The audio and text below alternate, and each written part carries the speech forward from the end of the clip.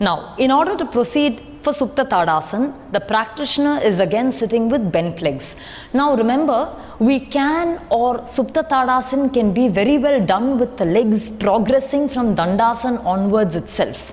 But I would like to use this class every time for us to remember that when we are sitting, we have to keep the buttock muscles free, the back thigh free, by broadening the crease of the buttock into out. So when you're sitting in bent leg position, again, always visit that correction again, slightly tilting to the right side, free the left buttock muscles into out completely and catch that ischial tuberosity, and again free the right buttock muscles nicely and catch the ischial tuberosity such that the weight is evenly distributed and the angle of both buttock bones are equal. Now after you do that, keep the legs bent and move to Shavasana, where the back, or Supta Tadasana, where the spine connects to the floor. Now here we continue to have the legs in bent position, so she will bend her legs. She is out of her mat. Ideally she needs to be in the mat, but we can ignore that for now.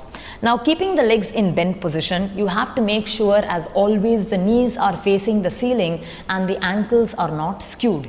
Here you have to give a press force to the leg. I'm inviting our memory to the previous class where we have the foot point contacts, where the big toe mound, the outer fifth metatarsal and the heel bone are well pressed. Pressing your foot, that is the first thing you have to do. Pressing your feet without getting the knees to collapse or fall away further.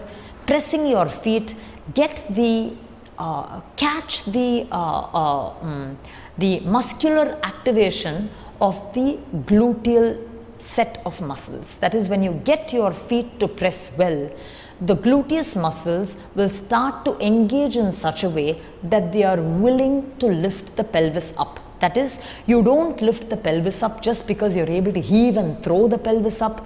You're going to activate the gluteus muscles and make them lift the pelvis up so that there is skeletal-muscular participation. We always want to think of ways where the body's skeletal-muscular nervine forces are all coming together when we do any asana. So pressing the feet, activate the gluteal muscles up to slightly raise the pelvis up, where the pelvis is around 1 or 2 inches from the floor.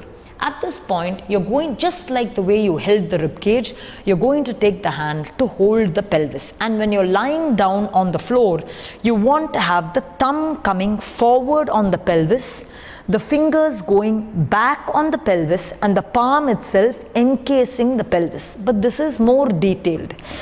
The thumb has to trace the top of the anterior iliac spine. That is, the absolute top of the anterior iliac spine, or the pelvic bone, must be traced. This is the anterior superior iliac spine, and your thumb needs to be able to feel the absolute top of the pelvic bone, which is very tangible, which is very, you can absolutely feel it.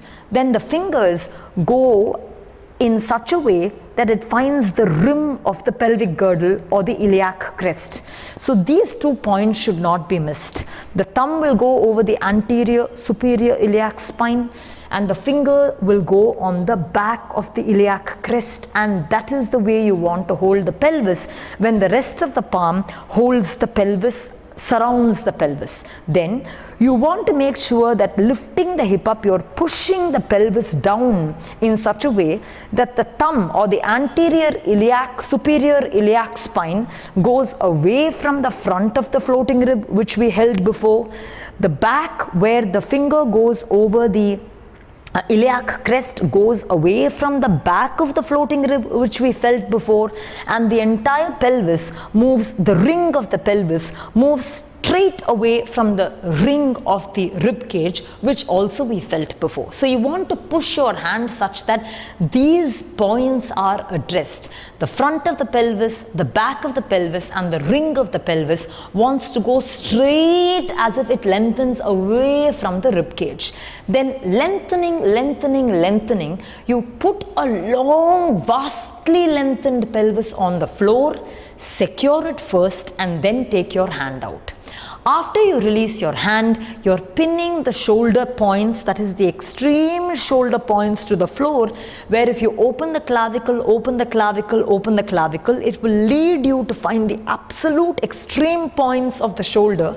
You pin it to the floor so that the chest, primarily the chest is not collapsed at any point. The chest is kept in an open face.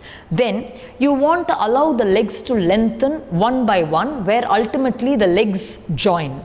So right from the anterior iliac spine at the top, the iliac crest at the back, and the entire lateral side of the pelvis, this has to act as if it is lengthening through the length of the leg as the leg lengthens. So from here the leg will have to lengthen. Similarly, the other side, from the left end of the pelvis, from the right end of the pelvis, you have to lengthen all the way into the length of the right leg. And at this point, you want to bring your legs together to join your legs where the thighs have an internal rotation. Now, usually for people where you have this gap at the lower back, it is normal. That is, the lower back is a concave structure, which means it has, the curve is a lordosis curve, which is a concave curve. It is normal. But when the curve is so much that the back or the lower back cannot extend, or the lower back cannot get its rest, then we have some additional adjustment to do. You want to feel that the front of the pubic bones are slightly elevated toward the abdomen. As you can see, drop it away, and you'll see the lower back arch further enhancing. And when you lift the front of the pubic bone up slightly, you will see that the lower back arch, that hyper arch, reduces. So the front of the pubic bone must be lifted up toward the navel until there is lengthening of the lower back. And what is that until? Until which point do we continue to lift the pubic bone up? That is an entire subject. I will come with that to you in the next class. Rolling the shoulders down, and as if from the pinning of the shoulders, you're able to create a long arm. As if from the back of the shoulder, you're able to lengthen through the back of the arm and through the back of every fingernail.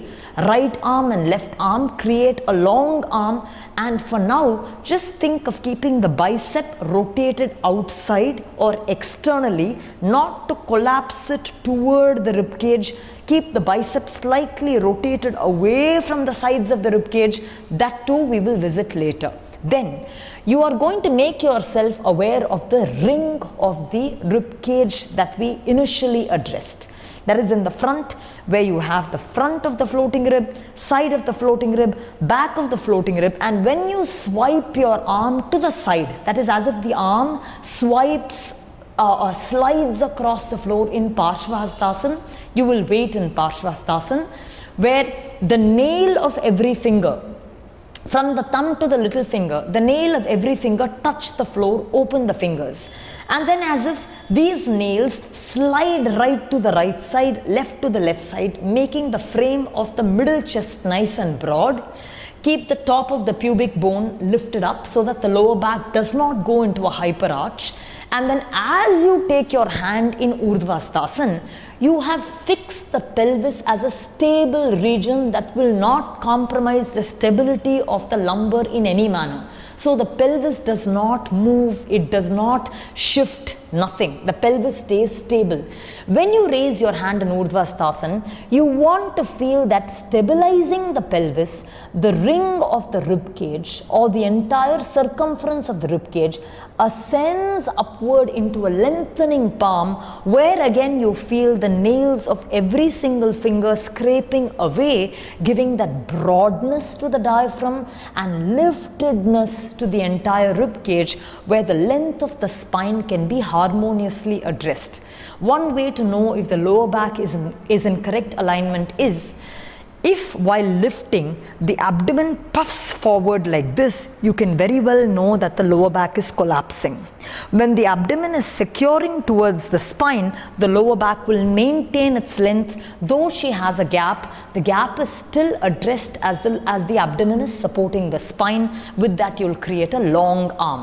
What we need to understand here is, pelvis is stable, the pelvis was stabilized, lengthening away from the rib cage into the feet. And keeping that pelvis stable, the rib cage then mobilizes away towards the fingertip, so that the section of the lumbar or core which does not have either a rib cage or a pelvic girdle is kept free, is kept stable and non-compressed. Maintaining that, you will slide your hands back down and then bending the legs, rolling to the right side, you will come up. And then we will now move to the next asana for today, which is Tadasana against the wall, progressing to a variation of Utkatasana.